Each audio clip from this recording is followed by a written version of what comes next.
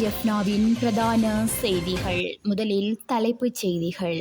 யாழ் ஆலயமொன்றில் கும்பாபிஷேக நிகழ்வில் மோசமான செயலில் ஈடுபட்ட பெண் கைது. வாகன இறக்குமதி தொடர்பில் மோசடியில் ஈடுபடும் பெண் ஒருவர் கைது.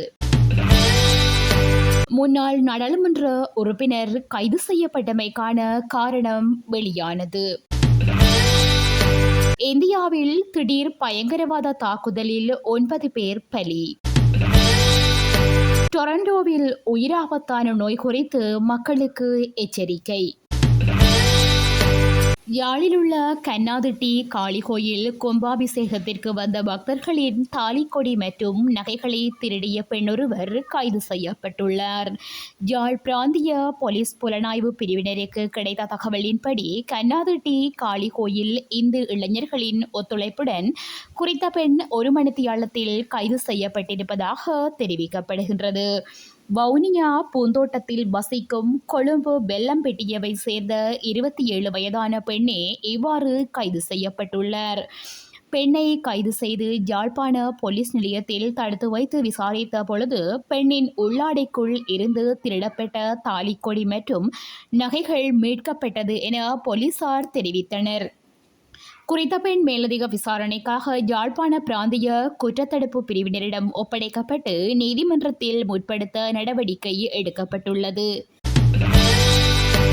வர்த்தகர் ஒருவரிடமிருந்து 15 கோடி பணத்தை பெற்றுக்கொண்டு அதனை மீள வழங்காமல் மோசடி செய்ததாக குற்றம் சாட்டப்பட்ட பெண்ணொருவரை போலீசார் கைது செய்துள்ளனர். மாகுலா பிரதேசத்தை சேர்ந்த 54 வயதினையுடைய பெண்ணொருவரே இவ்வாறு கைது செய்யப்பட்டுள்ளார். இதன்போது அந்த பெண்ணுக்கு சொந்தமான சொகுசு கார், பல ஸ்மார்ட் கையடக்க தொலைபேசிகள் மற்றும் 2 மடிக்கணினிகளை போலீசார் கைப்பற்றியுள்ளனர். கொழும்பு உயர்நீதிமன்ற வளாகத்தில் தனது நண்பரின் ஊடாக சந்தேக நபரை அடையாளம் கண்டதாக வர்த்தகர் போலீசாரிடம் தெரிவித்துள்ளார். தாம் வாகனங்களை இறக்குமதி செய்வதாக கூறிய குறித்த சந்தேக நபரான பெண் இறக்குமதி செய்யப்பட்ட வாகனங்களை சுங்கவாடியிலிருந்து விடுவிக்க அவசரமாக பணம் தேவைப்படுவதாக கோரி குறித்த வர்த்தகரிடம் பணத்தினை பெற்றுக்கொண்டதாகவும் ஆரம்பகட்ட விசாரணைகளில் தெரியவந்துள்ளது. பின்னர் குறித்த பெண் தம்மை சந்திக்கவில்லை என வர்த்தகர் போலீசில் செய்த முறைப்பாட்டின் பிரகாரம் சந்தேக நபர் கைது செய்யப்பட்டுள்ளார். சந்தேக நபரான பெண் பல பாரிய பண மோசடிகள் தொடர்பில் முன்னர் குற்றம் சாட்டப்பட்டவர் எனவும் தெரியவந்துள்ளது. இவருக்கு எதிராக கொழும்பு பிரதான நீதவான் நீதிமன்றம், களுத்துறை பிரதான நீதவான் நீதிமன்றம் மற்றும் மாளிகாகந்த பிரதான நீதவான் நீதிமன்றில் பல பண மோசடி வழக்குகள் உள்ளதாக தெரியவந்துள்ளது. அத்துடன் போதைப்பொருள் குற்றச்சாட்டில் விளக்கமறியலில் வைக்கப்பட்டிருந்த சந்தேக நபர் ஒருவரிடம் தன்னை நீதவான் என அடையாளப்படுத்தி 6,30,000 ரூபாய் பணம் பெற்றுக்கொள்ள முயன்றதாக குறித்த பெண் மீது குற்றம் சுமத்தப்பட்டுள்ளதாகவும் தெரியவந்துள்ளது. இதற்கு மேலதிகமாக போலி கடவுச்சீட்டு தயாரித்தல், காசோலை வழங்குதல் போன்ற பல மோசடிகளில் சந்தேக நபரான பெண் ஈடுபட்டுள்ளமையும் தெரியவந்துள்ளதாக போலீசார் தெரிவித்தனர். அத்துடன் முன்னாள் ஜனாதிபதி ஒருவரின் பதவிக்காலத்தில் ஜனாதிபதியின் தொடர்புகள் இருப்பதாக குறிப்பிட்டு பண மோசடி செய்ததாகவும் அவர் மீது குற்றம் சுமத்தப்பட்டுள்ளது. சந்தேக நபரான பெண் கொழும்பு பிரதான நீதவான் நீதிமன்றில் ஆஜர்படுத்தப்பட்டுள்ளதுடன் கொழும்பு குற்றத்தடுப்பு பிரிவினர் மேலதிக விசாரணைகளை மேற்கொண்டு வருகின்றனர்.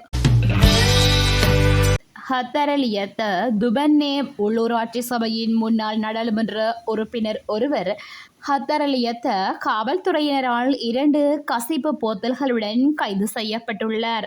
ஹத்தரலியத்த காவல்துறை பிரிவிற்குட்பட்ட பொலவத்த பிரதேசத்தில் உள்ள தனது வீட்டிற்கு அருகிலுள்ள இடத்தில் சட்டவிரோதமாக கசிப்பு விற்பனை செய்த வேளையில் இவர் கைது செய்யப்பட்டுள்ளதாக காவல்துறையினர் தெரிவித்துள்ளனர்.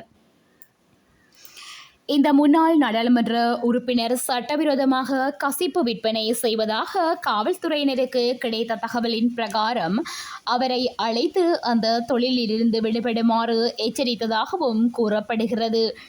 இந்நிலையில் எச்சரிக்கைகளை ஏற்காத முன்னாள் நாடாளுமன்ற உறுப்பினர் கசிப்பு விற்பனை செய்தபோது கைது செய்யப்பட்டுள்ளார். சம்பவம் தொடர்பான விசாரணைகளை ஹத்தரலியத்த காவல்துறையினர் மேற்கொண்டு வருவதுடன் சந்தேக நபர் இன்றைய தினம் கண்டி நீதவான் நீதிமன்றில் முன்னிலைப்படுத்தப்பட உள்ளார். இந்தியாவில் பக்தர்கள் சென்ற பேருந்து மீது பயங்கரவாதிகள் நடத்திய துப்பாக்கிச் சூட்டு தாக்குதலில் குறைந்தது 9 பேர் உயிரிழந்ததாக இந்திய ஊடகங்கள் செய்தி வெளியிட்டுள்ளன. குறித்த தாக்குதல் சம்பவமானது ஜம்மு காஷ்மீர் மாநிலம் ரியாசியில் நேற்று மாலை இடம்பெற்றது. இதில் குறைந்தது 9 பேர் உயிரிழந்துள்ளதுடன் 3 பேர் காயமடைந்துள்ளதாக தெரிவிக்கப்படுகிறது. இந்த சம்பவம் தொடர்பில் மேலும் தெரிய வருகையில் பக்தர்களுடன் ஷிவ்ஹோடா கோவிலில் இருந்து ஹத்தாராவுக்கு திரும்பிக் கொண்டிருந்த போது பயங்கரவாதிகள் இந்த தாக்குதலை நடத்தியுள்ளனர். இதன்போது பேருந்தை சாரதியால் கட்டுப்படுத்த முடியாமல் பள்ளத்தில் விழுந்து விபத்திற்குள்ளாகியது. குறித்த தாக்குதலை அறிந்து சம்பவ இடத்திற்கு விரைந்த காவல்துறையினர் மற்றும் இராணுவத்தினர் பிரதேச மக்களுடன் ஒன்றிணைந்து காயமடைந்தவர்களை மீட்டு வைத்தியசாலையில் அனுமதித்துள்ளனர். சம்பவம் தொடர்பில் காவல்துறையினர் விசாரணைகளை முன்னெடுத்து வருகின்றனர். கனடாவின் டொரண்டோவில் உயிராபத்தான பாக்டீரியா தொற்று குறித்து எச்சரிக்கை விடுக்கப்பட்டுள்ளது. டொரண்டோவின் பொது சுகாதார அதிகாரிகள் இந்த விடயம் தொடர்பில் எச்சரிக்கை விடுத்துள்ளனர். உயிராபத்தை ஏற்படுத்தக்கூடிய பாக்டீரியா தொற்று தொடர்பில் இவ்வாறு குறிப்பிடப்பட்டுள்ளது. இதுவரையில் இந்த ஆண்டில் குறித்த பாக்டீரியா தாக்கத்தினால் பாதிக்கப்பட்ட 13 பேர் அடையாளம் காணப்பட்டுள்ளனர். இதில் 2 மரணங்கள் பதிவாகியுள்ளதாக தெரிவிக்கப்படுகிறது. குறித்த பாக்டீரியா தாக்கத்தினால் மூளையுறை அலர்ஜி ஏற்படுவதாக தெரிவிக்கப்படுகிறது. தடுப்பூசி ஏற்றிக்கொள்வதன் மூலம் இந்த நோயை தடுக்க முடியும் என அறிவிக்கப்பட்டுள்ளது. ஏனைய நாடுகளில் இந்த நோய் தொற்று வேகமாக பரவி வருவதாக சுகாதார அதிகாரிகள் எச்சரிக்கை விடுத்துள்ளனர். இத்துடன் செய்திகள் நிறைவடைகின்றன. மேலதிக செய்திகளை தெரிந்து கொள்ள www.todayjeffna.com என்ற இணையதளத்தினை பார்வையிடவும்.